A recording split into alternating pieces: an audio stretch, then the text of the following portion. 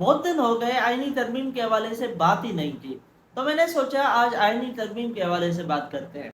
Subscribe to my channel.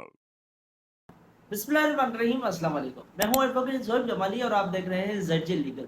जैसा कि आपको पता है कि पार्लियामेंट कोशिश कर रही है और हुकूमत कोशिश कर रही है कि आईनी तरमीम लाई जाए और हर सूरत में 26 अक्टूबर से पहले ये आईनी तरमीम लाई जाए।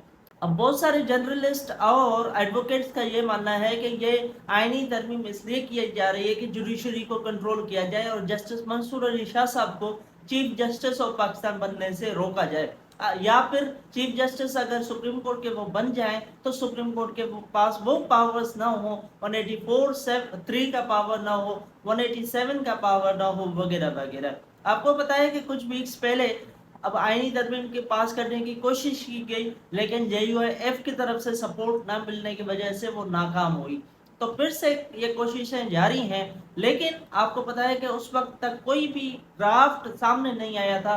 लेकिन आजकल ये चेंजिंग है कि JUIF ने भी अपना ड्राफ्ट जो है वो सोशल मीडिया में जारी कर दिया है और PPP पाकिस्तान पीपल्स पार्टी ने भी अपना जो प्रोपोज्ड ड्राफ्ट है वो अपने सोशल मीडिया अकाउंट्स में शेयर कर दिया है। अब दोनों अगर ड्राफ्ट्स को हम देखें तो ये बहुत चेंजिंग्स हैं। मैं आपको बताता हूँ कि कौन कौन से चेंजिंग्स हैं इन दो ड्राफ्ट्स में, लेकिन इससे पहले अगर मैं आपको बताऊं कि पाकिस्तान के आइन में ये लिखा हुआ है कि आइन की तरमीम के लिए 2/3 की मेजॉरिटी होना लाजमी है। नेशनल असेंबली में और सेनेट में दोनों में 2/3 की मेजॉरिटी होना लाजमी है। आपको पता है कि JUIF के कुछ रिजर्वेशंस हैं, क्या वो दूर होते हैं या नहीं होते, क्या वो वोट करेंगे या नहीं करेंगे, ये वक्त बताएगी। लेकिन एक चीज जहां पे मैं आपको बताता चलूं कि जो 63A की इंटरप्रिटेशन है, जो कि जस्टिस मुनीब अख्तर साहब का फैसला था, वो सेट असाइड हो चुका है। उस फैसले में यह कहा गया कि डिस्क्वालिफिकेशन मुनर्रफ अराकीन की होगी ही होगी, लेकिन उनका वोट भी काउंट नहीं होगा, जो कि आइन में कहीं नहीं लिखा हुआ कि वोट काउंट नहीं होगा। लेकिन इस कंट्रोवर्शियल वक्त में जबकि आईनी तरमीम की जा रही है और उसके लिए मेंबर्स की कमी है, उनके लिए वोट्स की कमी है, ये रिव्यू पिटीशन लगाई गई और जस्टिस काजी फाइज ईसा के 5 मेंबर लार्जर बेंच ने ये जो रिव्यू पिटीशंस हैं सुनी और फैसला किया कि 63A की जो जजमेंट थी उसको सेटिसाइड कर दिया। अब सबसे पहले हम चलते हैं JUIF की जो प्रपोज ड्राफ्ट उन्होंने अपने सोशल मीडिया अकाउंट्स में शेयर किया है, उनके हवाले से बात करते हैं। अब देखें, JUIF वालों ने कुछ और भी अमेंडमेंट्स प्रपोज किए हैं, जैसा कि रिबा को खत्म किया जाए 2028 वगैरह तक।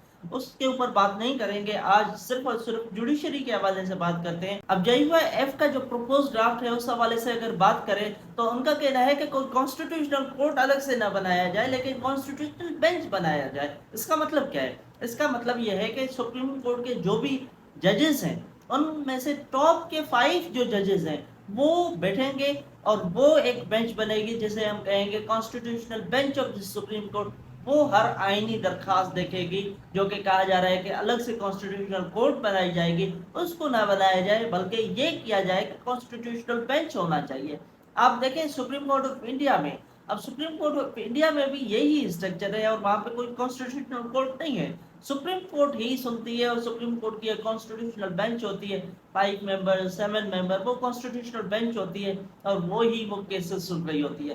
तो JUIF का भी ये कहना है कि जो भी मैटर्स ऐसे हों वो कॉन्स्टिट्यूशनल बेंच सुने, सुप्रीम कोर्ट की ही, कोई अलग से कोर्ट न बनाई जाए। अब JUIF का जो प्रपोज ड्राफ्ट है उसमें मजीद ये भी कहा गया है कि कॉन्स्टिट्यूशनल बेंचेस हाई कोर्ट में भी होने चाहिए। जैसा कि मैंने आपको बताया कि सुप्रीम कोर्ट में कॉन्स्टिट्यूशनल बेंच होना चाहिए और वो 5 मेंबर लार्जर बेंच होना चाहिए और 5 जजेस वो होंगे जो कि टॉप सीनियरिटी में हो, इंक्लूडिंग द चीफ जस्टिस।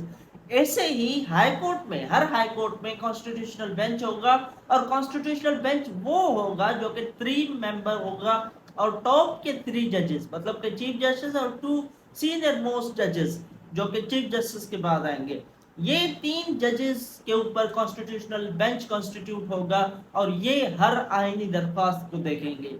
अब इनकी जो अपील होगी वो कॉन्स्टिट्यूशनल कोर्ट के पास नहीं होगी, क्योंकि कॉन्स्टिट्यूशनल कोर्ट तो बनेगी नहीं। JUIF का कहना है कि उसकी अपील फिर कॉन्स्टिट्यूशनल बेंच ही सुनेगी जो कि 5 मेंबर होगी। JUIF का बिल्कुल मौक़िफ़ वाज़ेह है कि कोई कॉन्स्टिट्यूशनल कोर्ट ना बनाई जाए बल्कि कॉन्स्टिट्यूशनल बेंच बनाई जाए। मेरा अपना बज़ाते खुद भी मौक़िफ़ ये है, मेरे ख्याल में मैंने ऑलरेडी किसी वीडियो में ये कहा था कि कोई कॉन्स्टिट्यूशनल कोर्ट ना बनाया जाए बल्कि कॉन्स्टिट्यूशनल बेंच बनाया जाए, जो ऑलरेडी सुप्रीम कोर्ट बनी हुई है, क्योंकि उनके पास 184(3) की पावर्स हैं, सारे पावर्स उनके पास हैं। उनके 5 मेंबर 7 मेंबर लार्जर बेंच बने और उसमें सीनियरिटी के ऊपर बने और वो कॉन्स्टिट्यूशनल बेंच हो, यही JUIF वाले कहते हैं। On the other hand PPP ने, जो पाकिस्तान पीपल्स पार्टी है, उन्होंने भी अपना ड्राफ्ट जारी किया दिया है अपने सोशल मीडिया अकाउंट्स में। उनका अगर आप ड्राफ्ट देखें तो उनमें वो बिल्कुल वाज़ेह है कि कॉन्स्टिट्यूशनल कोर्ट बने, न सिर्फ फेडरल कॉन्स्टिट्यूशनल कोर्ट बने लेकिन प्रोविंशियल कॉन्स्टिट्यूशनल कोर्ट भी बनने चाहिए। वो कह रहे हैं, उनका जो ड्राफ्ट है कि 184(3) का जो पावर है सुप्रीम कोर्ट का वो खत्म किया जाए, वो पावर फेडरल कॉन्स्टिट्यूशनल कोर्ट को दिया जाए। एक फेडरल कॉन्स्टिट्यूशनल कोर्ट हो जो कि सबसे ऊपर हो, और फिर प्रोविंसेस जो हैं, प्रोविंसेस में अलग से प्रोविंशियल कॉन्स्टिट्यूशनल कोर्ट होनी चाहिए, जैसा कि सिंध में प्रोविंशियल कॉन्स्टिट्यूशनल कोर्ट होनी चाहिए और पंजाब में अलग से कॉन्स्टिट्यूशनल कोर्ट होनी चाहिए प्रोविंशियल, ऐसे ही KPK में अलग होनी चाहिए, बलूचिस्तान में अलग होनी चाहिए। और उसके अलावा ऊपर एक फेडरल कॉन्स्टिट्यूशनल कोर्ट होगी। अब फेडरल कॉन्स्टिट्यूशनल कोर्ट के हवाले से उनका मजीद कहना यह है कि फेडरल कॉन्स्टिट्यूशनल कोर्ट के जो जजेस हैं उसमें इक्वल रिप्रेजेंटेशन होनी चाहिए ईच प्रोविंस की। अच्छा, ईच प्रोविंस की कॉन्स्टिट्यूशनल कोर्ट होनी चाहिए, तो फिर क्या इस्लामाबाद में कॉन्स्टिट्यूशनल कोर्ट होगी या नहीं होगी, ये भी एक सवाल है, क्योंकि उसमें क्या पास भी हाई कोर्ट है, क्या फिर वहां पे सिर्फ और सिर्फ हाई कोर्ट ही कॉन्स्टिट्यूशनल मैटर्स देखेगी या फिर उसके लिए भी अलग कॉन्स्टिट्यूशनल कोर्ट होगी, तो ये चीज भी देखनी चाहिए PPP के प्रोपोज ड्राफ्ट में। लेकिन कॉन्स्टिट्यूशनल कोर्ट के हवाले से अगर बात करें तो PPP का जो ओपिनियन है और जो फार्मूला है वो ये है कि एक फेडरल कॉन्स्टिट्यूशनल कोर्ट होनी चाहिए, उनमें जजेस की इक्वल रिप्रेजेंटेशन होनी चाहिए, मतलब कि हर सूबे की जजेस उसमें होने चाहिए इक्वली। पंजाब के भी इक्वली होने चाहिए, बलूचिस्तान के भी इक्वली होनी चाहिए, सिंध के भी इक्वली होने चाहिए और KP के भी उसमें शामिल होना चाहिए और इक्वल रिप्रेजेंटेशन होनी चाहिए। उसमें से चीफ जस्टिस कौन बनेगा? चीफ जस्टिस बनेगा रोटेशन वाइज। रोटेशन वाइज कैसे कि एक बार सिंध का बनेगा तो दूसरी बार पंजाब का बनेगा, तीसरी बार KP का बनेगा, चौथी बार बलूचिस्तान का बनेगा, फिर से सिंध का बनेगा, मतलब कि रोटेशन वाइज होगी। और चीफ जस्टिस का जो टेन्योर होगा वो 3 इयर्स का टेन्योर होगा। ये प्रपोज ड्राफ्ट है जो कि PPP ने दिया है और PPP का ये ड्राफ्ट है कि फेडरल कॉन्स्टिट्यूशनल कोर्ट के अलावा प्रोविंशियल कॉन्स्टिट्यूशनल कोर्ट भी बनने चाहिए। अब इनके ड्राफ्ट अगर आप देखें तो बिल्कुल इख्तलाफ है इन दोनों में। JUIF का अगर आप ड्राफ्ट देखें तो उसमें कोई कॉन्स्टिट्यूशनल कोर्ट का तो तस्वुर ही नहीं है, सिर्फ वो कह रहे हैं कि कॉन्स्टिट्यूशनल बेंच बनाया जाए। और ऑन द अदर हैंड आप PPP का देखें तो PPP कह रहे हैं कि फेडरल कॉन्स्टिट्यूशनल कोर्ट तो बने ही बने लेकिन प्रोविंशियल कॉन्स्टिट्यूशनल कोर्ट भी बनना चाहिए। अब आप देखें दोनों की पोजीशन बिल्कुल मुख्तलिफ है। अभी तक इन पार्टीज का आपस में कंसल्टेशन चल रहा है और ये जो ड्राफ्ट शेयर हुआ है ये फर्स्ट ऑफिशियली शेयर्ड ड्राफ्ट है जो कि उन्होंने अपने ऑफिशियल सोशल मीडिया अकाउंट से जारी किया।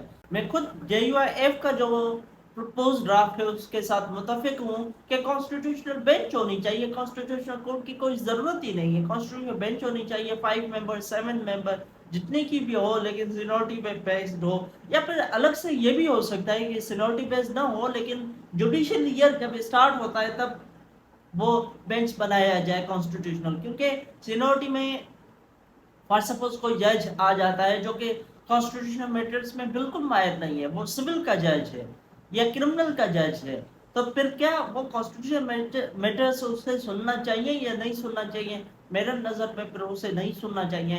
फिर ये हो सकता है कि ट्रांसपेरेंसी के लिए जब भी न्यू जुडिशियल ईयर हो तो कॉन्स्टिट्यूशनल बेंच ऑलरेडी बनी हो, मतलब जो भी कॉन्स्टिट्यूशनल एक्सपर्ट जजेस हैं उनकी एक बेंच बनाई जाए और वो हर कॉन्स्टिट्यूशनल मैटर्स उनके पास लगे और वो डिसाइड करते जाए।